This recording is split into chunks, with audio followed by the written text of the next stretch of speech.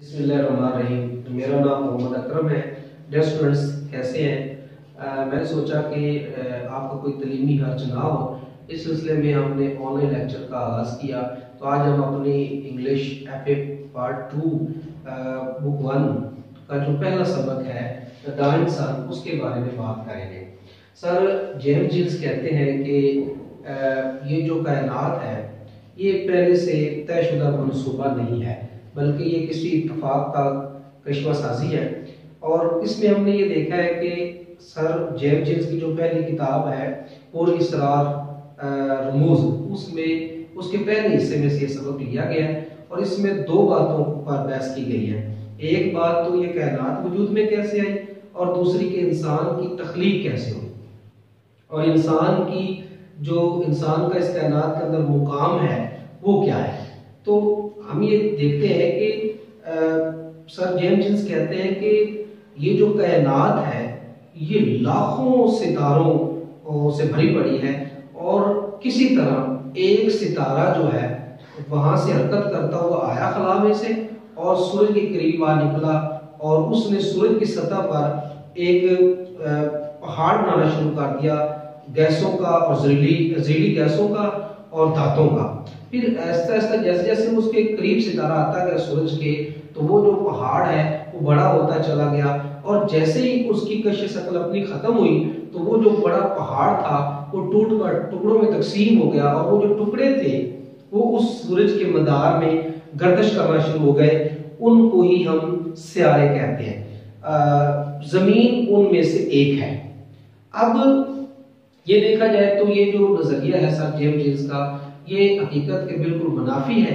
जैसे कि अगर सितारा सूरज के करीब आया और उसने सूरज की सतह पर एक बहुत बड़ी वेव पैदा की, तो क्या वो अपनी सतह के ऊपर वो वेव पैदा नहीं कर सकता था? फिर हम ये देखते हैं कि वो टूट कर वहां उसके सूरज के मदार में ही गर्दिश करना शुरू हो गए। क्या वो सितारे के अपने मदार की गिर्द गर्दिश वो नहीं कर सकते थे? तो इस तरह हम ये कहते हैं कि सर जेम्स जीन्स का ये नजरिया जो कायनात के बारे में है बिल्कुल ठोस दलाइल पर मबनी नहीं है। पुर इसरार जो रमूज है उन सर जेम्स जीन्स की किताब का नाम है, उसमें से ये सबक लिया गया और उस सबक के पहले हिस्से में ये सारी तफसील हमें मिलती है।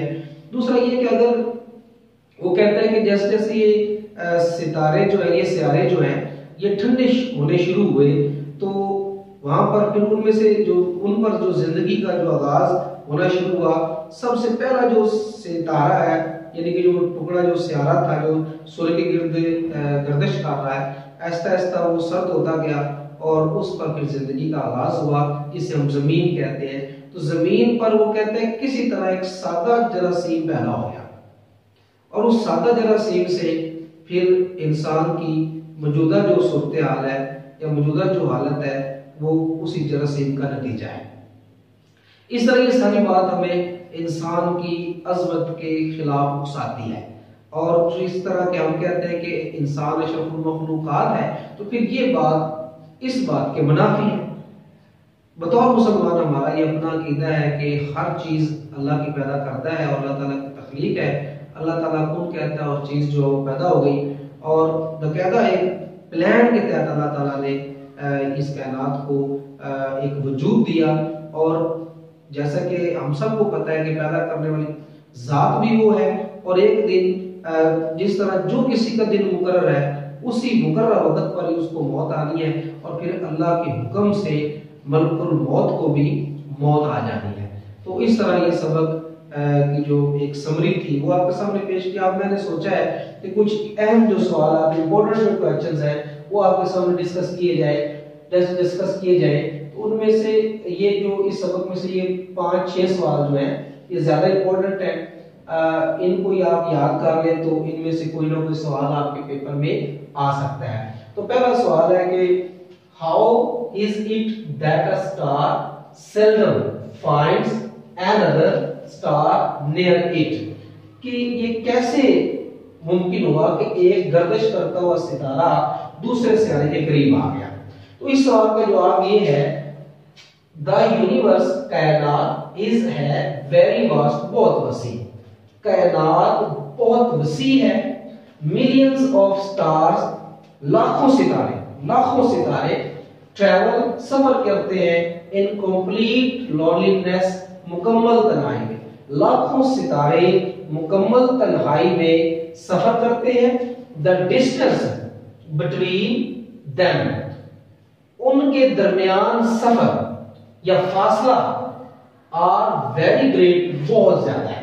The distance between them are very great, उनके दरमियान फासला बहुत वसी है।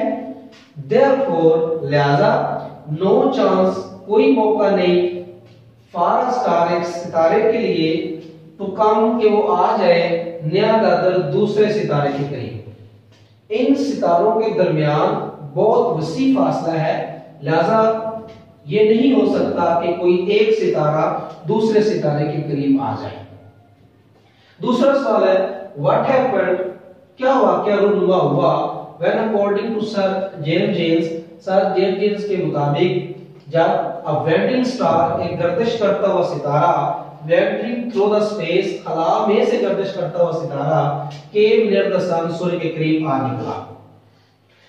इस तरह तीसरा सवाल है, व्हाट आर प्लैनेट्स, सितारे क्या हैं, and how did they come into existence, और वो वजूद में कैसे आए, यानी कि सितारे क्या है और वो किस तरह वजूद में आए।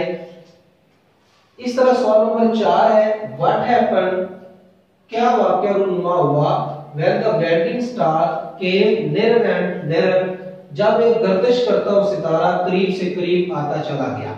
इस तरह सवाल नंबर जो 2, 3 और 4 है, इनका एक ही जवाब आपने देना है।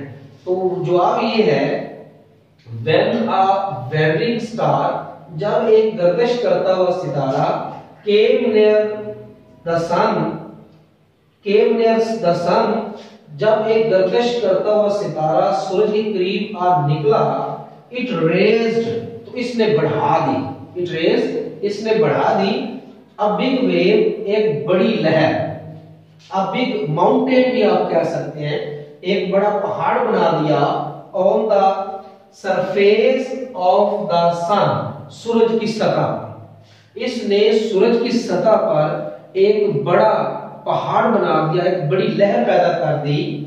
Due to its high tidal pull, अपनी इंतहाई कशिश शकल की वजह से इसने सूरज की सतह पर एक बहुत बड़ा पहाड़ बना दिया।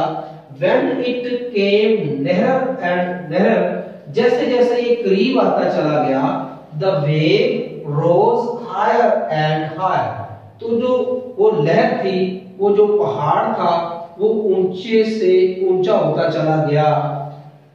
Then the wave broke, फिर वो लहर टूट गई, into pieces, टुकड़ों में तकसीम हो गई। फिर वो जो पहाड़ था, वो जो लहर थी, वो टुकड़ों में तकसीम हो गई। These pieces, ये टुकड़े, fell off, गिर गए या गिर पड़े, the sun, सूरज के ऊपर गिर पड़े, and came to be known as planets, और सितारों के नाम से पहचाने जाने लगे, और सितारों के नाम से ये पहचाने जाने लग गए या जाने गए। Our earth is one of them, हमारी जमीन भी उनमें से एक है, हमारी जमीन भी उनमें से एक है। इस तरह ये 4 सवाल मुकम्मल हो गए।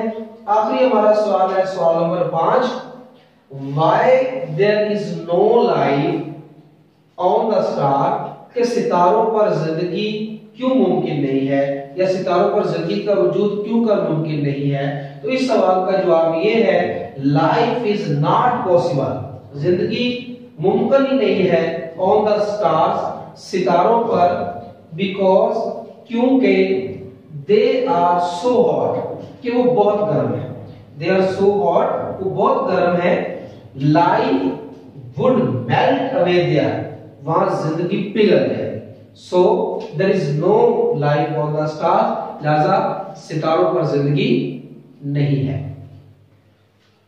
अल्लाह हाफिज।